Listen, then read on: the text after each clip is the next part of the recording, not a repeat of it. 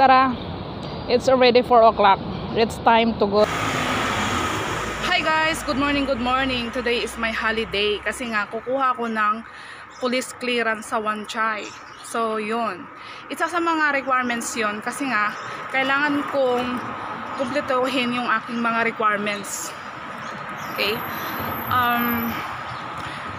in-applyan kasi ako ng aking asawang ng pinetitionan ako sa Jomarica guys. So ayun, so yun na lang yung kulang ko, NBI ay police clearance. So bago ka makakuha nga pala ng police clearance is kailangan mong kumuha ng NBI. So ayun lang, madali lang pala guys kumuha ng NBI kasi nga dito ka nakukuha kahit malayo ka sa Pilipinas, pwede ka makakuha dito sa abroad.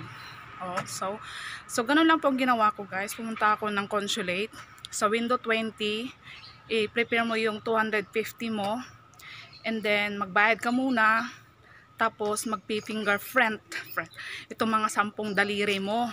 Ayan, so yung consulate guys is mag-a-assist lang sila para makakuha ka ng NBI mo. So ayun, nung tapos na ako, nag-fingerprints na ako, and then binigyan nila ako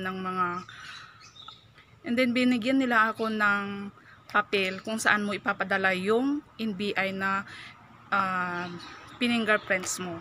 So yun nga guys, yung ating consulate is assist lang sila. So kung natapos na yung yung fingerprints mo, dalhin mo na agad-agad sa LBC or kahit sa anong padalahan dyan, pwede rin DHL. So mag-prepare ka lang ng 250 sa fingerprints. And then noon pumunta ako ng LBC. Tapos noon pumunta ako ng LBC sa Central. Nagbayad ako ng 211 yung processing fee. Madali lang siya guys na sa main office po mismo ipapadala yung ating NBI. And then yun nga,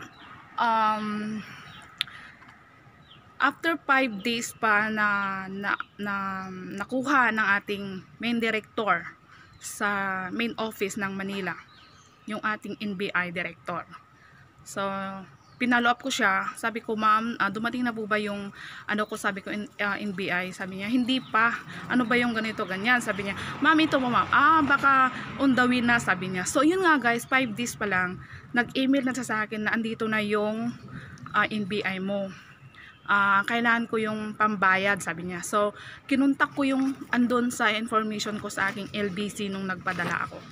So sabi ko, ito na lang po yung magbabayad, ma'am kako. So yun nga, binayaran ng pamangkin ko, and then a few days natapos na yon NBI ko, and then iniscan sa akin, tapos pinaprint ko na lang din dito. So ganun lang guys, andito na, hawak ko na lahat ng aking ayan, andito na yung NBI ko. So nakapag-appointment na rin ako ng PC. So alas 4 po yung appointment ko mamaya. Sana matapos na yung aking mga proseso. So yun. So yun guys, waiting tayo ng bus ngayon kasi pupunta na tayo doon. Andito pa ako sa bahay. Ayun yung bahay namin. Kung nakikita nyo yan. Yan yung bahay namin. So yun guys, sakay tayo ng bus dahil pupunta tayo sa Wan Chai. Maglalagay tayo ng pera ng ating octopus kasi nga ayaw nang tanggapin pag cash. So ayan, magpapa-top up tayo sa octopus na yan. Char. Grabe kasi ang aking laman ng aking octopus, 399. O diba? Tapos yung ating PC naman is 250. O diba? May naiwan pa. Wala pang train. Maghintay tayo ng train. Punta tayo pala sa Admiralty. Magpapapicture tayo ng 2x2 US visa para sa ating yun nga guys, andito na tayo sa Wan Chai, exit C, and then dito tayo pupunta, Hong Kong Police Headquarters. So tara, Wan Chai, exit C, let's go. Here inagahan ko na kasi nga sabi nila sobrang malayo. Syempre ayaw ko naman yung malate. O, diba? At least, andun ka na. On time. Naka-exit na tayo, guys.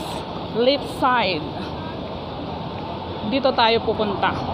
Hanapin natin yung police headquarters.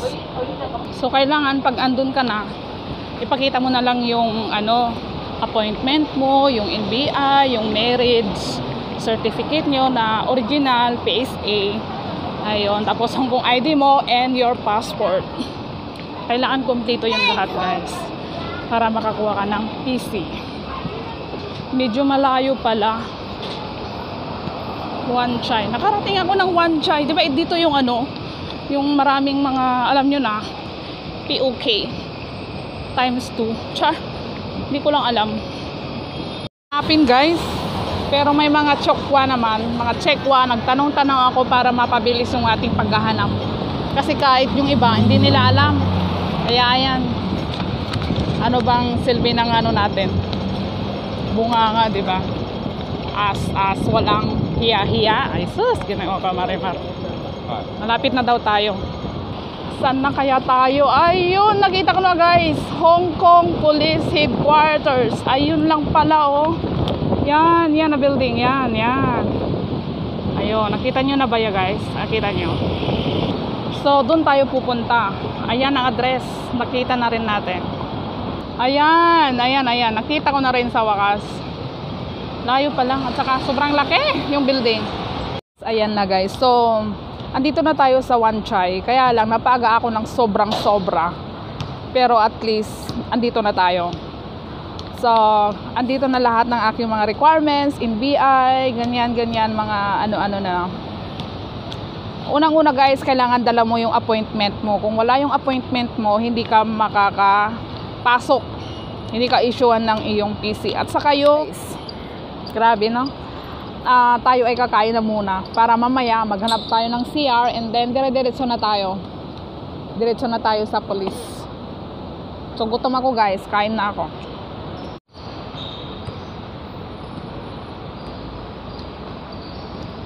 Kung pupunta kayo dito sa Wan Chai, kung hanapin nyo yung police headquarters, pag nakita nyo itong court na ito, yun na, guys, malapit na yung headquarters nila. Ang hirap maghintay ng oras, guys. Andito pa ako sa park kasi hinahintay ko pa yung alas 4 yung appointment ko kasi dito na ako nagtambay sa Wan Chai kaysa naman maghintay pa ako ng siyam-siyam sa atin. So, ayoko naman maghintay ng makakaboring naman. So, dito na lang ako magtambay. Kasi nga, yung bagyong guring, andyan na. Mahangin dito. My gosh. Sana hindi pa uulan. Sana bukas pa yung bagyo. Kailangan matapos pa ako dito sa aking PC bago magbagyong guring. Ay, guys, ang hirap. Hindi naman nakakaboring kasi nga nanonood naman tayo ng basketball doon, oh. Yun. Ayan, manood ka lang. Tapos yung police naman is doon. Yan na building. Yun sa likod niyan. Diyan yung police headquarters. So, malapit lang. Basta makita mo lang itong court na to, yun na yun. Sa mga may balak dyan na mag-PC or police clearance, pag nakita nyo yung court na yan, may naglalaro. Park ito, park. Ayun na. Katabi niya lang yung yung police, Hong Kong Police Headquarters. So yun lang, guys. Napulikat ata na paa. Yan. Manood ka muna habang naghihintay ka para di ka maboring. No. Ayan. Andito tayo sa park. Wan Chai Park.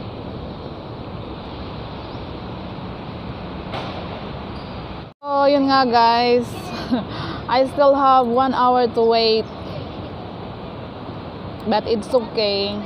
Andito na ako. While the bagyo is not yet come. So, better to stay here first. Okay?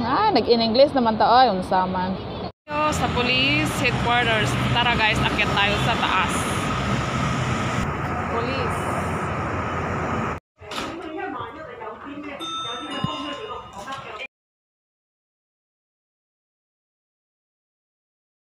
Yes!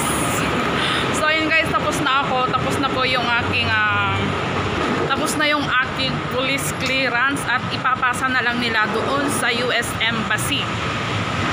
So ayan guys, tapos na tayo at tayo ay uuwi na. At saka naku, yung mga alagad ko doon siguro nag-stop na. Iniwan ko kasi kanina guys, kaninang umaga iniwan ko yung mga alagad ko sa aking mga YouTube channel. So yun lang guys, ang bilis lang pala talaga guys, basta kumpleto yung iyong mga papelis, o diba, char. So ayan, tapos na at tayo ay uuwi na. Uwi na tayo guys. So, uwi na, o diba, police. Oh, ang bilis talaga, promise, ang bilis-bilis ng kanilang mga proseso. I'm so happy. Siyempre yung number ko C115. Mabilis lang talaga guys. Akala ko nga hintayin mo pa yung appointment mo na yung oras, hindi pala. Sabi ko sana kanina pa ako nagpunta doon kasi ang tagal ko dyan sa park na. Ayan guys, oh, dyan ako nagpark, kanina nagtambay. So sabi ko dapat kanina pa pala ako pumunta para maaga akong natapos. So yun nga, nung tinawag na yung pangalan ay yung number ko, binigay ko na lahat-lahat ng mga requirements ko, syempre ganon. Ayun, binigay ko na, tapos chinik niya lahat ng mga information mo, and then nag-finger din ako doon, nag-fingerprints, char. Ayun, oh, hindi talaga mawala yung mga fingerprints nila, no? So yun siya guys. And then nung natapos na, sabi niya hindi nila pa i-send sa'yo, kundi i-send nila sa US Embassy yung result. So yun. And then sabi niya octopus. And then ayun na siya guys, nagbayad din ako, nagbayad. So yun lang. So that's all for today for our video guys. This is Sweet Seafood and Shoe Vlog. Please like and subscribe. Yun. And thank you for watching me guys. And yun lang guys, maraming salamat, and bye bye and see you. Gabi.